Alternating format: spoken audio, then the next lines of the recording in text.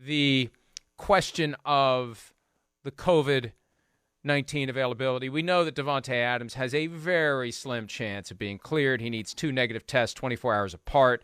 That's most likely not going to happen. Joe Barry's out for the Green Bay Packers. He's the defensive coordinator. There's no way Alan Lazard gets back because as an unvaccinated player and a close contact, he's out for 5 days minimum. The math is not in his favor. So the Packers really are going to be hamstrung at receiver, Miles. Well, yeah, and frankly, was always going to be the case when you have somebody who is such a high percentage of the targets in the offense in Davante Adams, or he's got over 70 targets, and the next player on that list is Aaron Jones, and I believe he's got something like 28. Right, the targets are just unbelievably stacked in favor of Davante Adams, and that's clearly the person that Aaron Rodgers is most comfortable throwing to.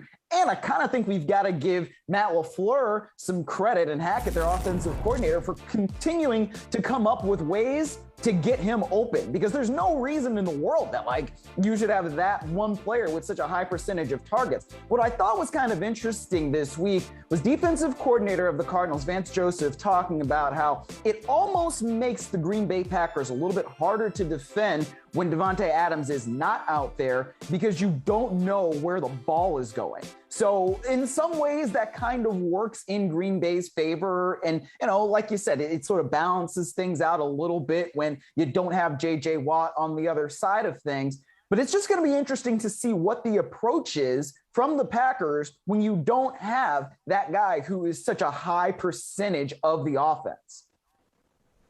Yeah, and you know what? Anytime you take away that guy who does attract so much attention, it really does open up the rest of the offense, and that's the hidden blessing if there is one. But, Aaron Rodgers, who is adept at delivering the ball with precision, you don't have to be wide open.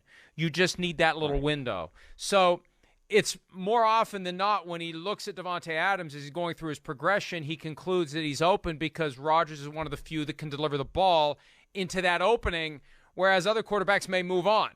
So I think that's one of the reasons why Adams gets so many looks, because open for Rodgers has a different definition than it has for other NFL quarterbacks because of his accuracy. But now you've got these other guys, and you just have to trust that they're going to catch the ball. And you got Robert Tonyan, or Bobby as Aaron Rodgers calls him, who could be more involved. Marquez Valdez-Scantling is potentially going to return from injury and play in that game. But next man up, that's the way it goes. Next man up, and no Davante Adams. We had the graphic earlier today. They're like 6-0 over the last 2 years when Davante Adams hasn't played. So they know the drill, Miles. They do. And frankly, look, I think Aaron Rodgers is the kind of quarterback that can elevate the people around him so well that it's going to be okay. It's obviously, and Rodgers said this week, they're not better without Davante Adams, who's one of the best receivers in the league, but when you still know how to operate without that kind of player on the field, it does maybe give you some little bit of advantages, especially on a short week where they don't have as much time to prepare. So, like I said, it's going to be somebody. But it's like, man, when you're Alan Lazard and you're not vaccinated, this is where the competitive advantage and the competitive disadvantage comes from being vaccinated or being unvaccinated, right? If he were vaccinated, he would still be able to be on the field, and he might be the featured receiver in this game. But because he is not, he can't play. And this is what we were talking about earlier on when teams were talking about, hey, they're 100% vaccinated, right? What does that mean? It means that if somebody who is vaccinated, just happens to get COVID and you happen to be in close contact with them, you can still play. But because he wasn't, this is what happens now. And I just think that that's why, as this season goes on, we're going to see more and more things probably pop up like this, where it's a really big game and somebody can't play because they're unvaccinated and they just happen to be within close contact with somebody who tested positive. And, I think from a fan and media perspective, Miles, it's no different than the constant possibility of an injury.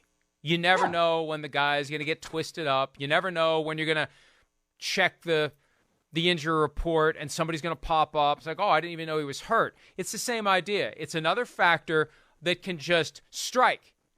And you just have to be prepared for it, whether it's the team you follow, whether it's your fantasy team, about which nobody cares except you, but you care very intently. Whatever it is, you just have to factor that in, and the teams have to factor that in.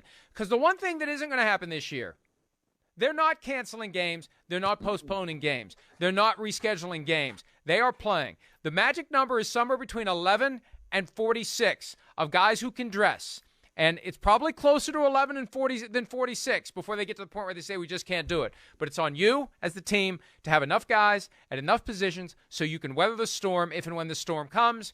And it's gonna hit various teams at various times, and you never know. And when you get to the playoffs, man, I'd like to think that anyone who is unvaccinated come early January on a team that is bound for the playoffs, either has clinched a spot, Miles, or is close to it, would go ahead and get the damn vaccine, because you don't want this to derail your season in the wild card round, divisional round, conference championship, or Super Bowl. You have a guy who tests positive, who's vaccinated, and a close contact who isn't, and he's out for 5 days, and he misses that game, and that contributes to a loss.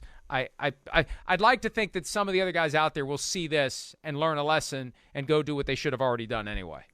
Well, or you could just have a plexiglass Pope mobile, right? And keep practicing and having meetings outside. That's always a solution.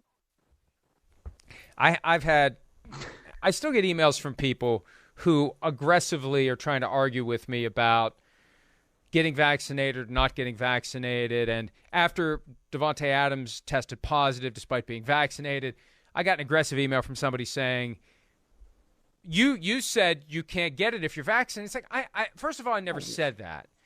The whole idea is you're less likely to die if you're vaccinated. And I don't know how many different ways you can tell people that when their agenda is to say, well, if the vaccine doesn't keep me from getting it, I don't want it. And I eventually said to the guy, and I understand anything you say, if we didn't know that before 2 weeks ago, anything you say in an email can and will be used against you. I told the guy, look, if you don't want to get vaccinated, I don't care. I do not care. I'm protected. My family's protected. If anybody else wants to be stubborn and or stupid and not get vaccinated, knowing what we know now, I don't care. Because it's not like if you change my mind that, oh, wow, you know what, I shouldn't have got vaccinated. It's not like there's some vacuum cleaner somewhere that's going to suck it out of my veins. There isn't a damn thing I can do about it at this point. So why do you care if I'm vaccinated, and why should I care if you're not? That's the attitude I now have. So anybody out there who's listening or watching, first of all, thank you for that. If you want to engage in a debate with me about vaccination, you're going to get the same answer. I don't care. I do not care. Miles.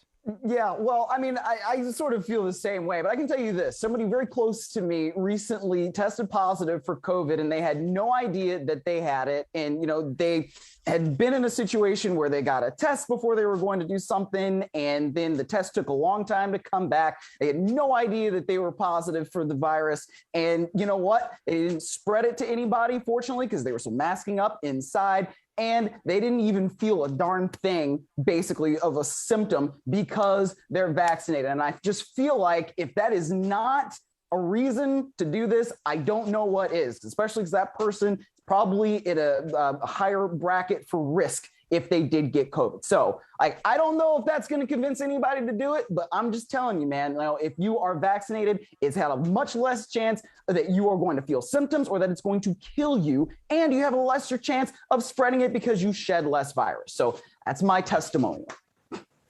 No one's going to change our minds, and we're not going to change their minds. And again, probably not. Don't argue with me about it. Anybody who wants to email me at Florio@ProFootballTalk.com. You can try to bait me into saying I'm not going to say anything that I shouldn't say, but I will tell you I don't care if you aren't vaccinated. I'm done caring about it because I know I'm not going to change your mind.